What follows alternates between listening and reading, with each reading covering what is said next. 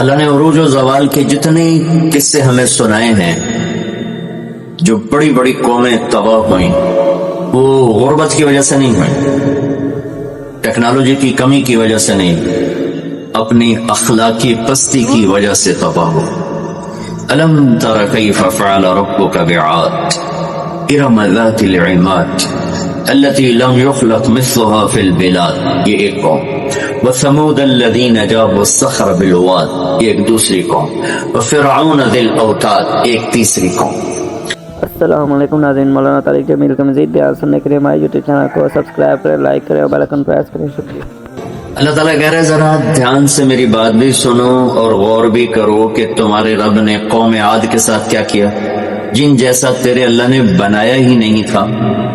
وہ دنیا میں اتنا طاقتور انسان اللہ نے نہیں پیدا کیا، جن کی اوسط، ہماری اوسط عمر 40 ہے، ان کی اوسط عمر تھی 300 سال، 300 سال، 600-500 سال وہ زندہ رہتے تھے، بوڑھے نہیں ہوتے تھے، بیمار نہیں ہوتے تھے، بال نہیں سفید ہوتے، یوں درخت کو پکڑ کے اکھاڑ دیتے تھے، ہاتھ سے پکڑ کے اکھاڑ دیتے تھے۔ اتنی طاقت اللہ تعالیٰ نے ان کو عطا فرمائی۔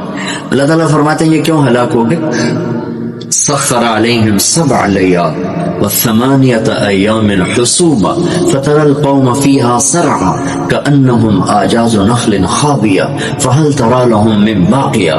ایک اور آیت میں نے ساتھ شامل کی کہ اللہ تعالیٰ فرماتے ہیں وہ نافرمان ہوئے، ان میں طاقت کی کمی نہیں تھی، نافرمان ہوئے، سرکش ہوئے، آوارہ ہو گئے، اللہ کو بھی للکارا اور انسانی اخلاق کا دامن بھی تار تار کیا تو اللہ نے کہا میں نے ان پر ایک ہوا چھوڑی۔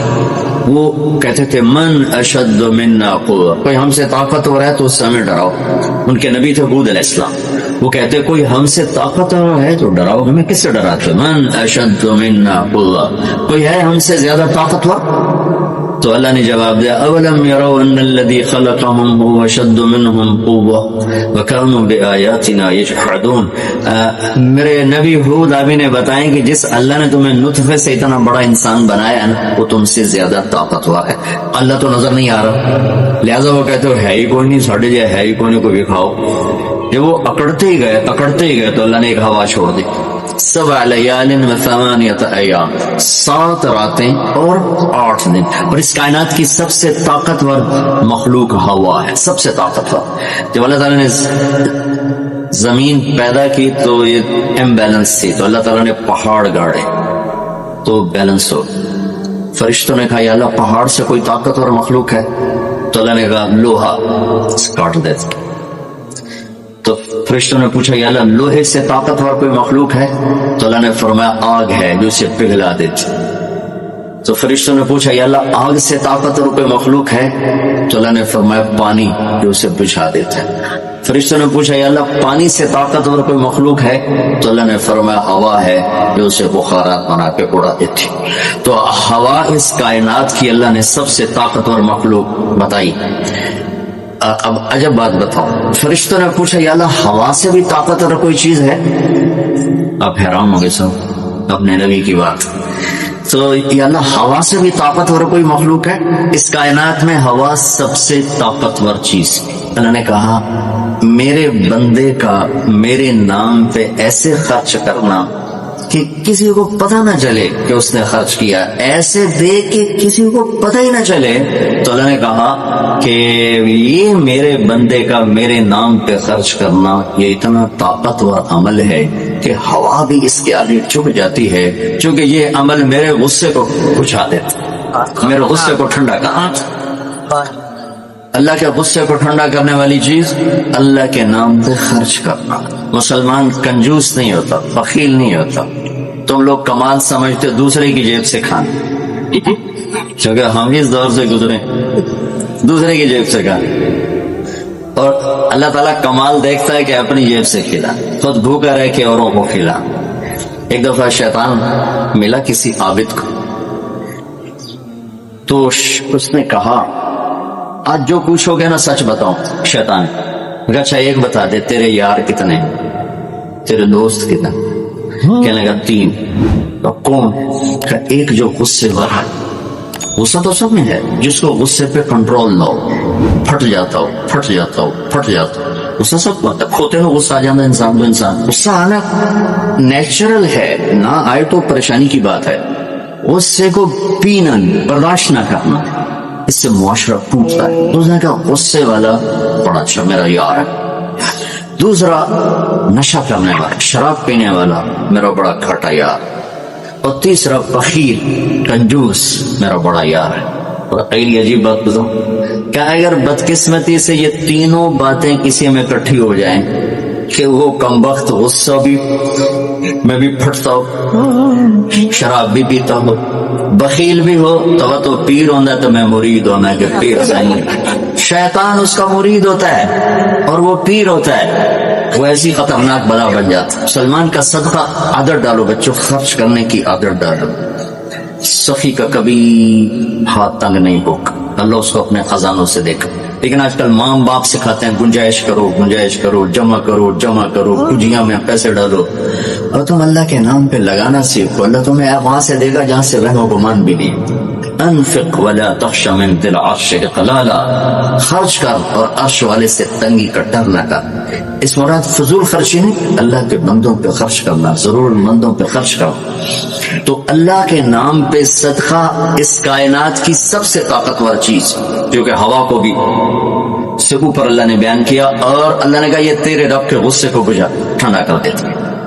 اللہ نے ہوا چھوڑی اور اس قوم کو تہس نہس کر، ان کے قد ہوتے تھے 50 فٹ 60 فٹ 40 فٹ کے قد ہوتے تھے، تو ہوا نے ان کو ایسے اٹھایا، بگولا چلتا رہا ایسے یوں، تو آپس میں ان کے ساتھ ٹکراتے تھے، ٹھا ٹھا ٹھا ٹھا ٹھا ٹھا، یہاں تک ان کی کھوپڑیاں پھٹ گئیں، ان کے دماغ نکل گئے، پھر اللہ نے پٹخ کے زمین پر مارا، دھڑ الگ ہو گیا، سر الگ ہوا۔ اس کے پیچھے تباہی کی وجہ نہ پیسے کی کمی نہ ٹیکنالوجی کی کمی اس دور۔ وَثَمُودَ الَّذِينَ جَابُوا الصَّخْرَ بِالْوَادِ، پھر اللہ نے کہا ایک اور قوم آئی جنہیں پتہ چلا کہ ہود علیہ السلام کی قوم پر ہوا چلی تھی، لہذا ہم کیا کریں گے، ہم پہاڑوں میں گھر بنائیں گے۔ تو وہ سعودی عرب میں وہ علاقہ میں نے دیکھا ہے جہاں انہوں نے پہاڑ کھود کے گھر بنائے، پہاڑ کھود کے اندر پورا پہاڑ کھودا ہوا ہے، بیچ میں گھر، انہوں نے یہاں تو ہوا آ نہیں سکتی، ہوا پہاڑ کو کہاں سے اٹھائی، لہذا وہ مستی میں آ گئی۔ وَثَمُودَ الَّذِينَ جَابُوا الصَّخْرَ بِالْوَادِ، پھر وہ للکارنے لگے، لیا ہوان، تو اب وہ اللہ کو عاجز سمجھا، تو اللہ نے کیا کیا، فانظر کیف کان عاقبۃ مکرہم انا دمرناہم وقومہم اجمعین فتلک بیوتہم خاویۃ بما ظلموا ان فی ذلک لآیۃ لقوم یعلمون وانجینا الذین آمنوا وکانوا یتقون۔ کیا کیا اللہ تعالیٰ نے، ایک فرشتہ پہ جس نے اگر ایک چیخ ماری، آواز بہت طاقت ہے، ساؤنڈ سے کتنی تباہیات، اس نے ایک چیخ ماری، ان کے کلیجے سب کے پھٹ گئے، چہرے ان کے نیلے پڑ گئے، اور وہ ایک دن میں سارے اللہ تعالیٰ نے مٹی کا ڈھیر بنایا، انہیں دفن کرنے والا کوئی نہ بچا۔ یہ کیسے تباہ ہوئے، ان کی تباہی کے پیچھے نہ ٹیکنالوجی کی کمی ہے نہ طاقت کی کمی۔ ایک تیسری قوم، وفرعون ذی الاوتاد، فرعون جو اس زمانے کا اتنا بڑا بادشاہ تھا کہ انسانی تاریخ میں صرف ایک انسان پیدا ہوا ہے جس نے کہا میں رب ہوں، یہ بات دنیا میں کسی نے نہیں کی۔ سجدہ تو مسلمان بادشاہ بھی کرواتے تھے، یہ مغلوں کو سجدے ہوتے تھے، جو ہمارے مغلیہ بادشاہ تھے، اورنگزیب نے آ کر اسے ختم کیا۔ تو سجدے تو مسلمان بادشاہوں کو بھی ہوتے رہے اور کافروں کو بھی ہوتے رہے، لیکن میں ہی رب ہوں یہ بات ایک انسان نے کی، وہ ہے فرعون۔ فقل هل لك إلى أن تزكى وأهديك إلى ربك فتخشى فأراه الآية الكبرى فكذب وعصى ثم أدبر يسعى فحشر فنادى فقال أنا ربكم الأعلى۔ اللہ اکبر، کہنے لگا میں سب سے بڑا رب ہوں۔ یہ صرف ایک انسان کا تھا، کتنی اللہ نے اس کو طاقت بخشی ہے۔ بچے ذبح ہو رہے ہیں، کوئی اف نہیں کر سکتا، کوئی جلوس نہیں نکال سکتا۔ بچہ پیدا ہوتا ہے ذبح کیا جا رہا، پیدا ہوتا ہے ذبح، بچیاں چھوڑی جا رہی، بچے ذبح کیا، نقتل ابناءهم ونستحيي نساءهم فإن فوقهم قاهرون، سارا قرآن سے آپ کو بتا۔ تو وہ اس زمانے کی سب سے بڑی ٹیکنالوجی، سب سے بڑی طاقت، یہاں کیا زوال ہے، اخلاقی پستی۔ سمود میں کیا زوال ہے، اخلاقی پستی۔ عاد میں کیا زوال ہے، اخلاقی پستی۔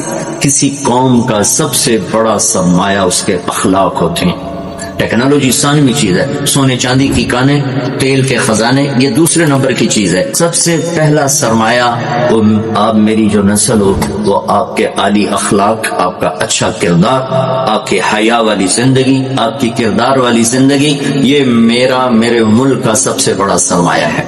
اگر میری نسل کے اخلاق بگڑ گئے، حیا کی چادر تار تار ہو گئی اور ناشگانہ زندگی میں داخل ہو گیا اور وہ ثقافت بن گئی، تہذیب بن گئی، تو اس قوم کے ہلاک ہونے کو کوئی نہیں بچا سکتا. کہ آسمان والے کا فیصلہ اترتا ہے، جب آسمان والا فیصلہ کرتا ہے تو زمین کی ٹیکنالوجی اسے بچا نہیں سکتی.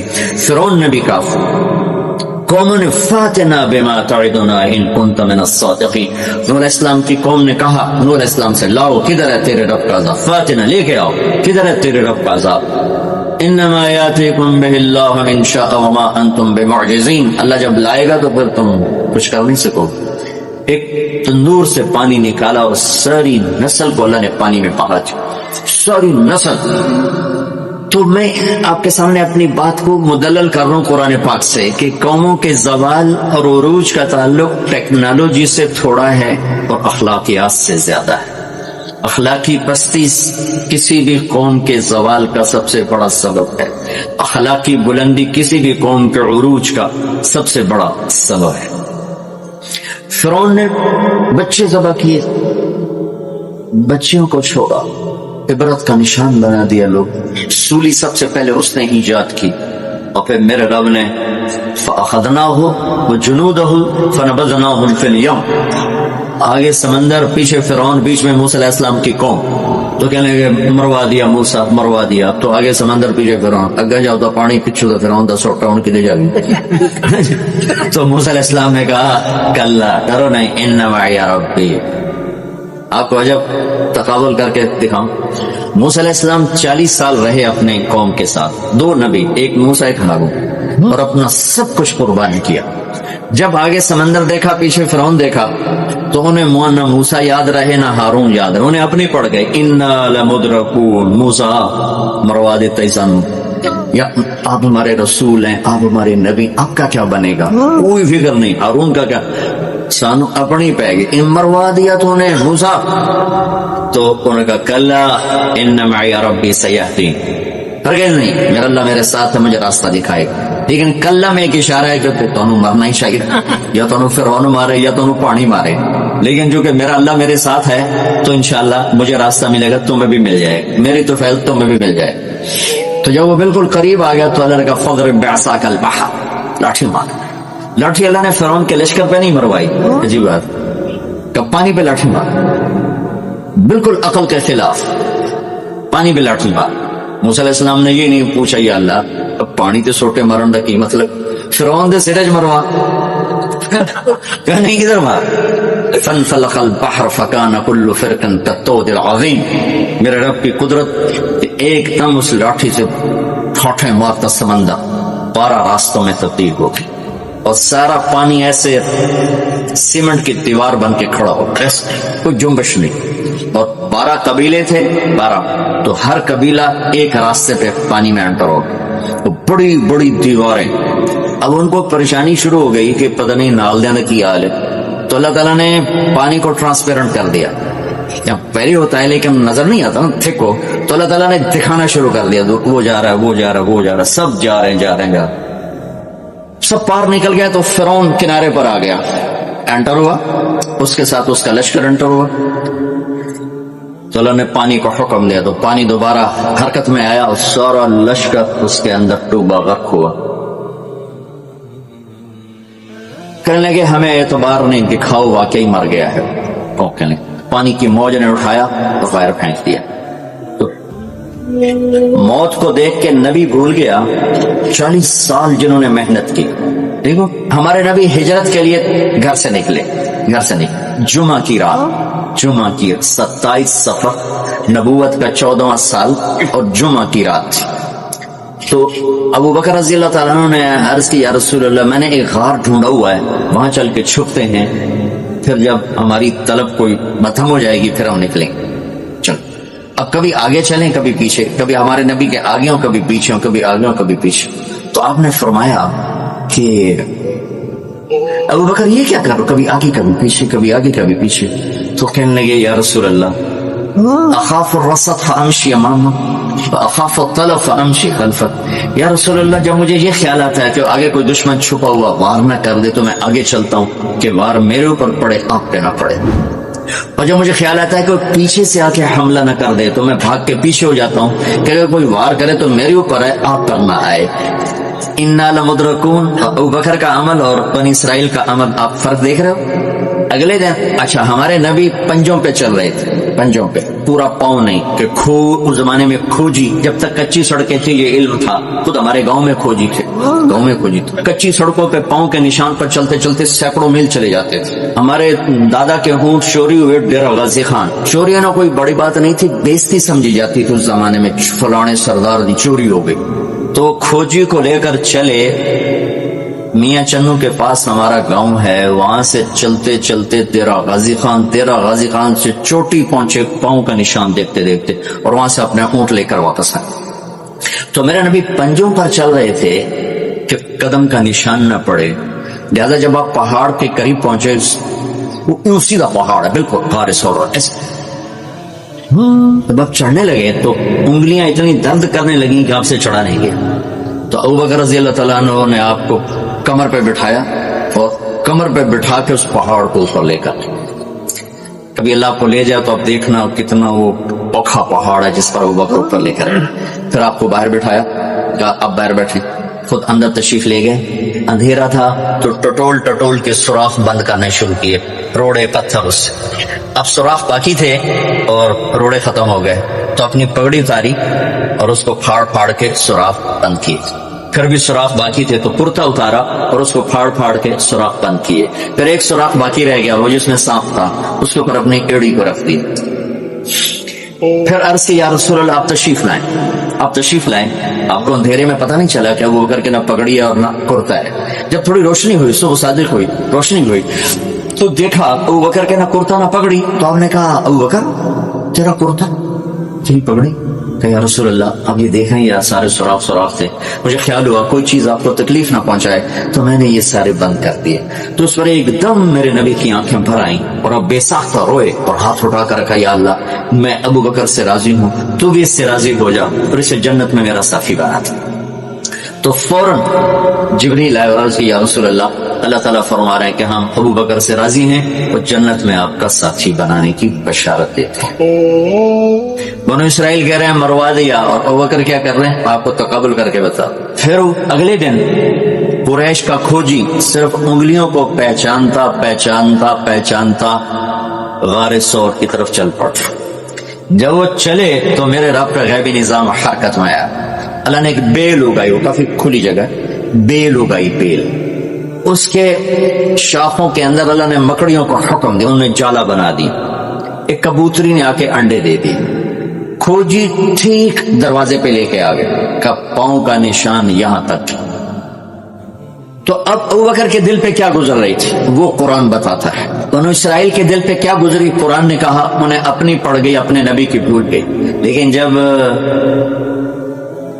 یہاں دشمن سر پہ پہنچا ہے تو ابو بکر کے دل پر کیا گزری اس کو قرآن بتاتا ہے، اذ یقول لصاحبہ لا تحزن ان اللہ معانا، جب ہمارے نبی نے اپنے ساتھی ابو بکر سے کہا غم نہ کر اللہ ہمارے ساتھ ہے، غم نہ کر اللہ ہمارے ساتھ ہے، یہ غم کا لفظ ہے، خوف کا لفظ نہیں، کہ ڈر نہیں، اللہ ہمارے ساتھ ہے۔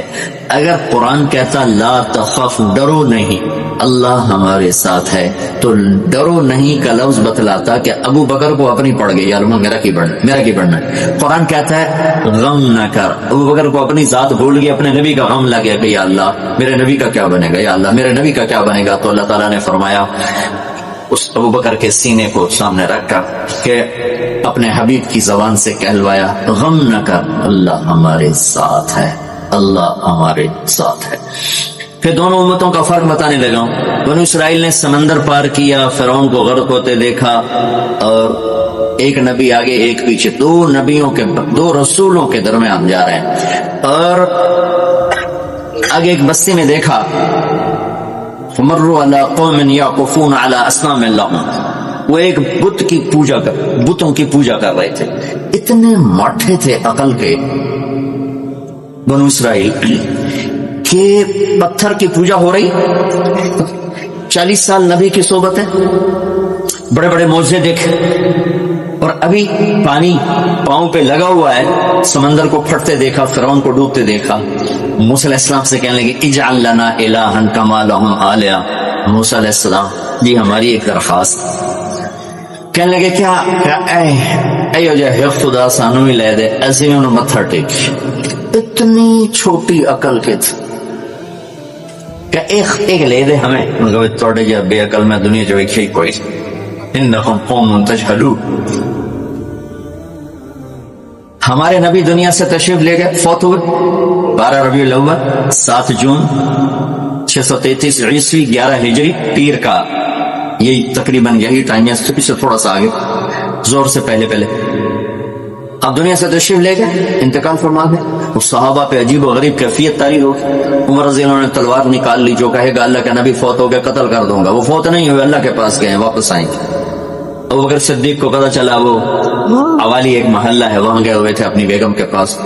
وہاں سے دوڑتے ہوئے آئے, تھوڑے سے چھلانگ لگائی, گھر میں داخل ہوئے. اپنی بیٹی کے عائشہ کے گھر میں آپ کا انتقال ہوا. آپ کے چہرے سے کپڑا ہٹایا, ماتھا چوما, آنسو گرے, اور کاتب تحین و میت, میرے محبوب آپ دونوں حالتوں میں پاک پاکیزہ خوشبودار ہیں. دنیا سے جانے کے بعد بھی اور دنیا میں رہتے ہوئے بھی جب تشریف لائے تو عمر کی آواز گرجدار, کوئی نہ کہے میرے نبی فوت ہو گئے. ممبر پر آ کر کھڑے ہوئے کہا عمر بیٹھ جاؤ. عمر کہنے لگے میں نہیں بیٹھتا. تو کہنے لگے ایھا الناس من کان یعبد محمدا فإن محمدا قد مات. جو لوگ محمد کی پوجا کرتے تھے تو سنو آج ان کو اللہ نے اٹھا لیا ہے. ومن کان یعبد اللہ فإن اللہ حی لا یموت. اور جو اللہ کی پوجا کرنے والے ہیں وہ سن لیں کہ اللہ موت سے پاک, زندہ, قائم دائم, حی قیوم موجود ہے. تو پھر آپ نے یہ آیت پڑھی انک میت و انہم میتون. میرے حبیب آپ نے بھی موت کا ذائقہ چکھنا ہے, اور سب نے موت کا پیالہ پینا ہے. اور یہ آیت پڑھی وما محمد الا رسول قد خلت من قبلہ الرسل افإن مات أو قتل انقلبتم على أعقابكم. میرے نبی بھی تو رسول ہیں جیسے اور رسول ہیں, ان کو بھی تو موت نے آنا ہے, تو تم میرا راستہ چھوڑ دو گے, میرا دین چھوڑ دو گے. تو عمر رضی اللہ عنہ فرماتے ہیں میری ٹانگوں سے جان نکل گئی, چونکہ مجھے پتہ چل گیا کہ آپ فوت ہو گئے ہیں. تو میں یوں نیچے گرا, اسٹریٹ نیچے گرا, کہ مجھے جو لگا جیسے یہ قرآن آج اترا ہے, ایسے یہ قرآن آج اترا ہے. تو ابوبکر صدیق رضی اللہ تعالیٰ عنہ صحابہ کا ایمان اور بنو اسرائیل کا ایمان اب تقابل. دو نبیوں کی موجودگی میں اتنے بڑے معجزے دیکھ کر ایک پتھر کا بت دے ہم بھی اس کو سجدہ کریں. اور یہاں میرے نبی دنیا سے جا چکے ہیں, اور ابوبکر صدیق اعلان کرتے ہیں کہ اللہ زندہ ہے, موت سے پاک ہے, اور میرے نبی کو اللہ نے بلا لیا جیسے ہر نبی کو بلایا, میرے نبی کو بھی بلا لیا ہے. پہلی امتوں کو 2 نمازیں, ہمیں 5. پہلی امتوں کی مسجد کوئی نہیں, ہماری مسجد. پہلی امتوں کی اذان کوئی نہیں, ہمیں اذان کوئی نہیں. اور اذان اتنا بڑا عمل بنا دیا میرے نبی نے کہ آپ نے فرمایا کہ اذان دینے والا قیامت کے دن سب سے اونچے مقام پر کھڑا ہوگا. حضرت علی فرمایا کرتے تھے کاش میں اللہ کے نبی سے حسن حسین کے لیے مسجد نبوی کی اذان مانگ لیتا. یہ حضرت علی فرمایا کرتے تھے. اور جنگ قادسیہ میں مؤذن زخمی ہو گیا تو اذان دینے کے شوق میں سردار آپس میں الجھ گئے, کہتا میں دوں گا, کہتا میں دوں گا. پھر قرآن اندازی ہوئی جس کا نام نکلا اس نے اذان دی. حضرت عمر فرمایا کرتے تھے اگر میں امیر المومنین نہ ہوتا, اگر میں خلیفہ وقت نہ ہوتا تو میں مسجد نبوی کا مؤذن بننا پسند کرتا. کسی کو اذان نہیں ملی, ہمیں اذان. پہلا مؤذن بلال بنا,